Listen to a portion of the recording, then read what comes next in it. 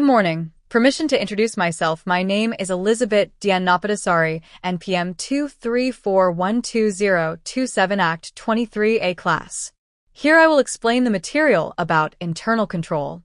Understanding.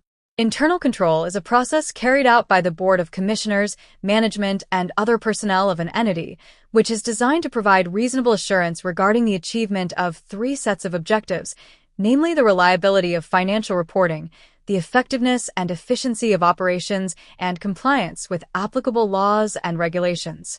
IPI 2011. Internal control components. 1. Control environment. 2. Risk assessment. 3. Control activities.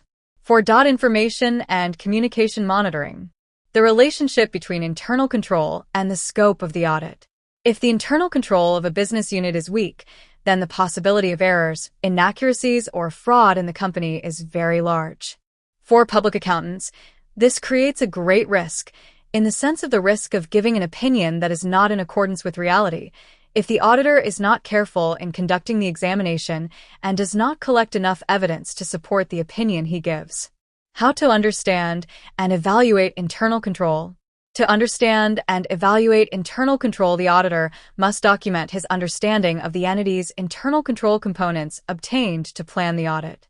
The form and content of the documentation are influenced by the size and complexity of the entity, as well as the nature of the entity's internal control.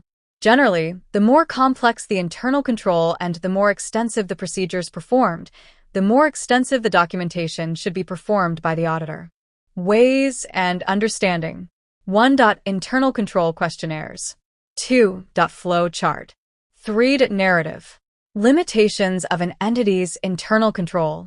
Inherent limitations of internal control. These include the fact that human judgment in decision-making is fallible and that internal control can be impaired by such human failures, such as simple errors or mistakes. Another limiting factor of internal control is that the cost of an entity's internal control